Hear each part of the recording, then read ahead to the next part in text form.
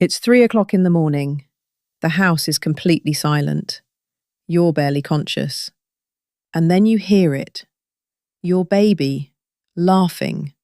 Not crying, not fussing, laughing. That full, delighted belly laugh that normally takes you 20 minutes of peekaboo to produce. You sit up, you look over, and your baby is staring at an empty corner of the ceiling, grinning at something, reaching toward it, completely captivated by absolutely nothing. You look. There is nothing there. A wall, some ceiling, maybe a shadow. And yet, your baby is having the time of their life.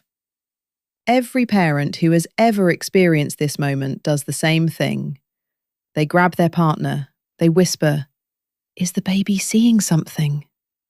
They lie awake, wondering if their house is haunted. They search, baby laughing at nothing, at 3 o'clock and fall down a rabbit hole of paranormal forums and concerned Reddit threads. Here's what those forums won't tell you. The real explanation is not ghosts. It is not a spiritual visitation. It is not random noise.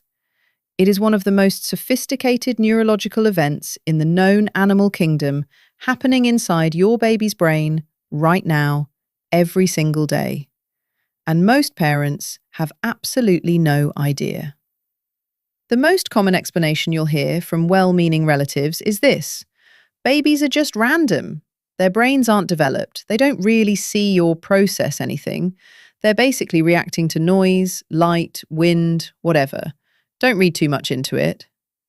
This sounds reassuring. It also happens to be completely wrong. Here's what neuroscience actually says.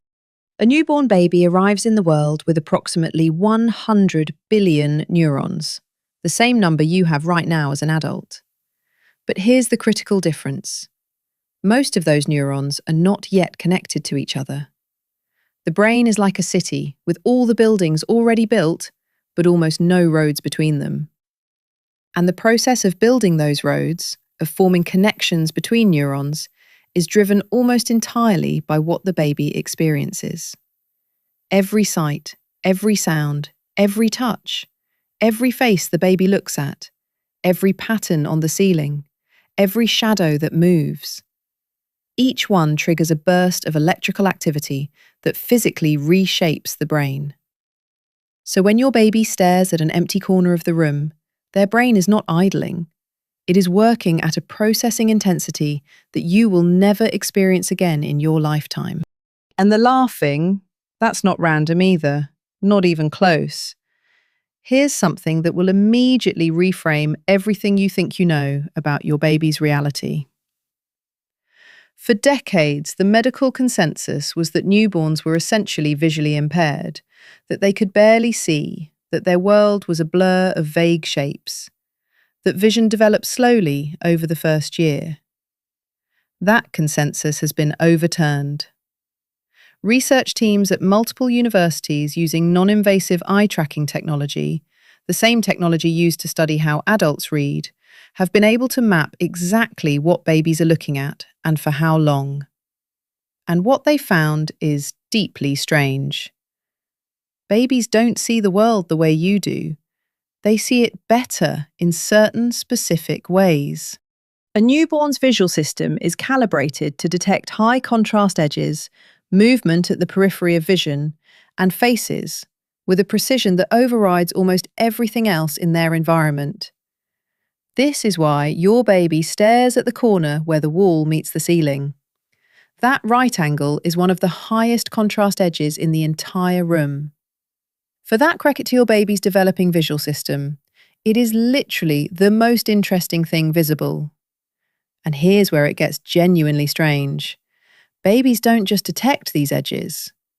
Research published in the journal Current Biology found that infants as young as 4 months are already performing something called predictive visual processing. They don't just react to what they see, they generate internal models of what they expect to happen next. And they track whether reality matches those expectations. Your baby isn't passively watching the corner. They are making predictions about it, testing their model of the world. And when something, a shadow shift, an air current, the natural flicker of any light source, matches or violates their prediction in an interesting way, they laugh. That laughter is a cognitive response to novelty. It is your baby's brain saying, "My model of the world just updated." Something unexpected and non-threatening happened. This is interesting. That is not random. That is science. But the corner laughing only scratches the surface because there's a deeper question no one is asking. Why faces? Why is it so often a face-shaped shadow or a pattern of light on the ceiling or a particular swirl of texture that sets a baby off? Here's why. The human brain contains a dedicated neural region located in the right hemisphere of the temporal lobe, called the fusiform face area. Its entire purpose is to detect and process faces. It works faster than conscious thought. It operates below the level of awareness. And in adults, it is remarkably well calibrated. You can detect a face in about 130 milliseconds, faster than you can read a single word. In babies, the system is not just present, it is hyperactive. Research from Harvard's Infant Cognition Lab established that newborns within hours of birth, before they've had any meaningful visual experience, already show a strong preference for face-like arrangements of features over non-face arrangements. The pattern of two eyes above a nose above a mouth is hardwired into the human brain before the first breath is taken. But here's the part that makes this genuinely unsettling in the best possible way. The fusiform face area doesn't just detect faces. It detects the suggestion of faces. Any arrangement of two roughly circular features above a single feature will activate it. This is why you see faces in clouds, in wood grain, in the pattern of shadows on a wall. And a baby's version of this system, still being calibrated, still figuring out what's a face and what isn't, triggers far more readily than yours does. That shadow in the corner.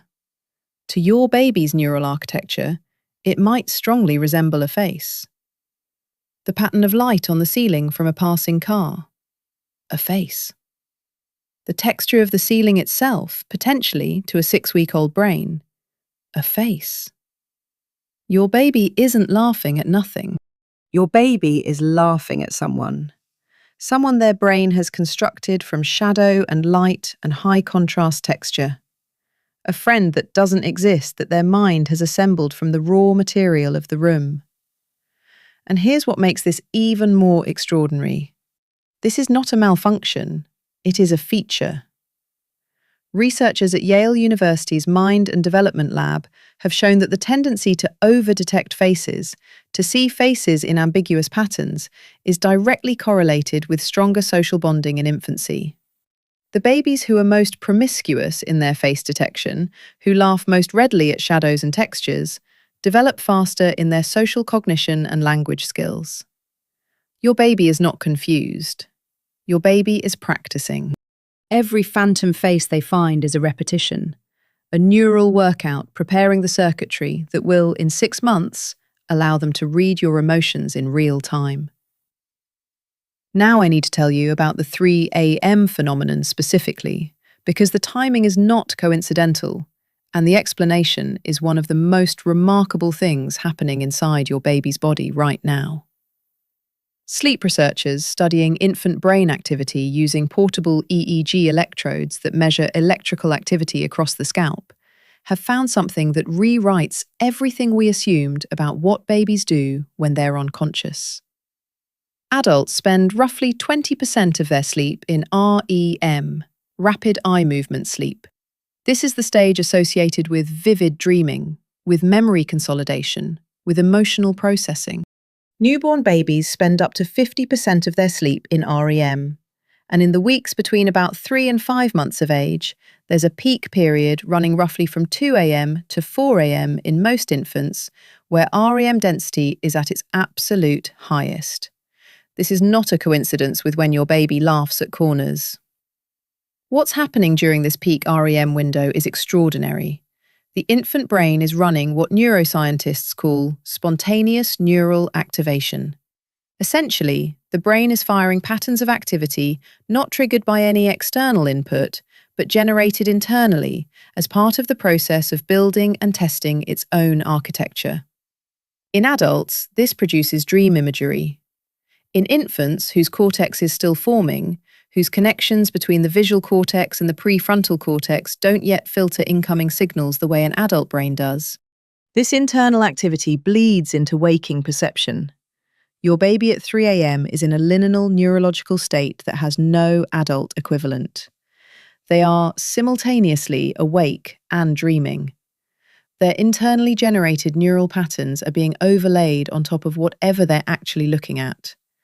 The corner of the ceiling is there, but so are the patterns the brain is producing on its own in the same visual processing stream. They are not seeing nothing. They are seeing both the room and the activity of their own mind projected, superimposed, indistinguishable. And they are laughing because that internally generated activity contains the patterns their brain finds most rewarding: faces, movement, contrast, novelty. There is no adult experience that maps onto this. The closest approximation researchers have offered is the hypnagogic state, that moment as you fall asleep where you see vivid imagery against the backdrop of the real room. But even that is a thin shadow of what a 4-month-old brain is doing at 3 a.m. on a Tuesday. Your baby is not haunted. Your baby is experiencing a form of consciousness that you have completely lost the ability to access. There's one more piece of this that nobody talks about, and it's the piece that explains why you feel so strange watching it happen.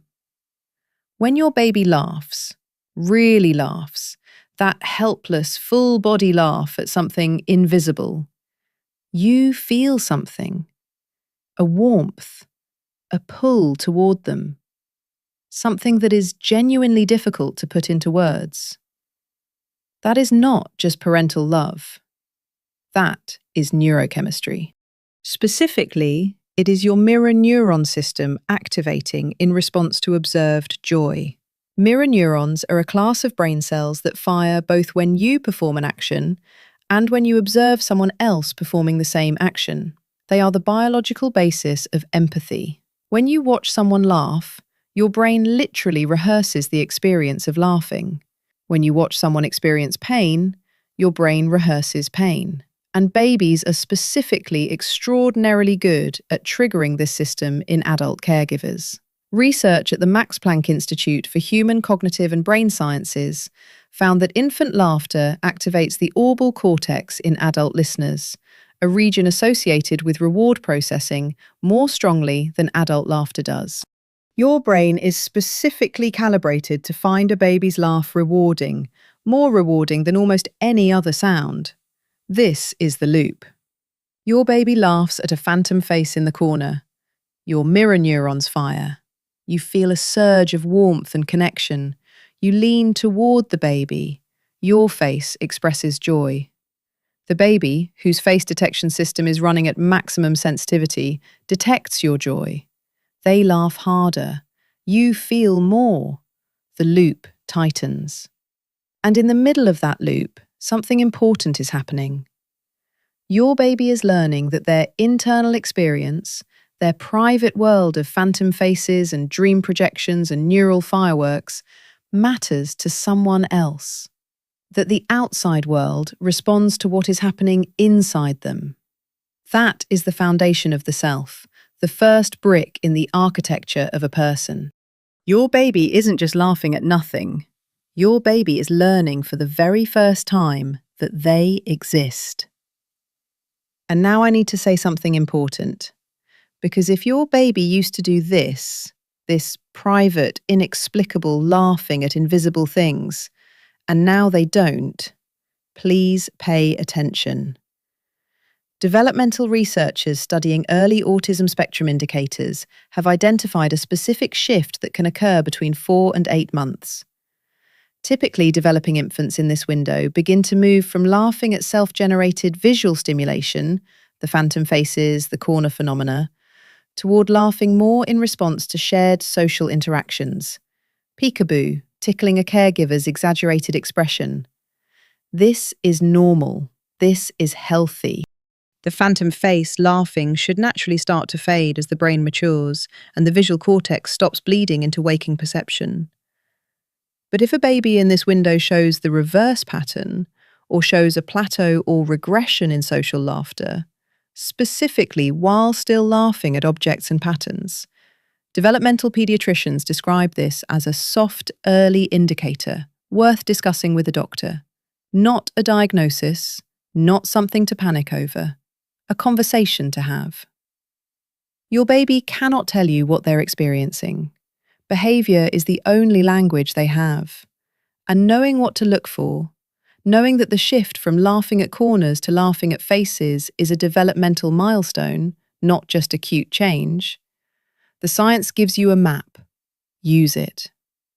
So the next time you wake up at 300 AL, to the sound of your baby laughing at an empty ceiling, remember what is actually happening. Your baby's visual system is detecting a high contrast edge with the enthusiasm of a brain experiencing it for the first time. Their face detection circuitry, ancient, pre-wired, running on hardware older than language, is finding a friend in the shadows that only they can see. Their dreaming mind is projecting its own private fireworks onto the dark walls of the room. And somewhere in the middle of all that, in the laughter at nothing, in the reaching towards something invisible, in the joy at a phantom that exists only in the architecture of a still-forming mind, your baby is discovering, one laugh at a time, that the world is interesting, that it responds, that they are in it. You are not watching something strange. You are watching a consciousness come online, and you are right now, in real time, the luckiest witness to the most extraordinary process in the known universe. If your baby has ever done this, laughed at a corner, stared at something invisible, smiled at nothing at 3 a.m., drop a comment below. Tell me how old they were. Tell me what they were looking at, because I want to know.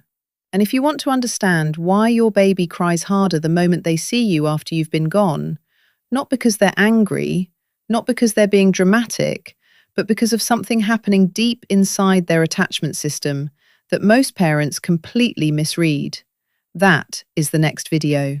And once you understand what's actually going on, you will never feel guilty about leaving again.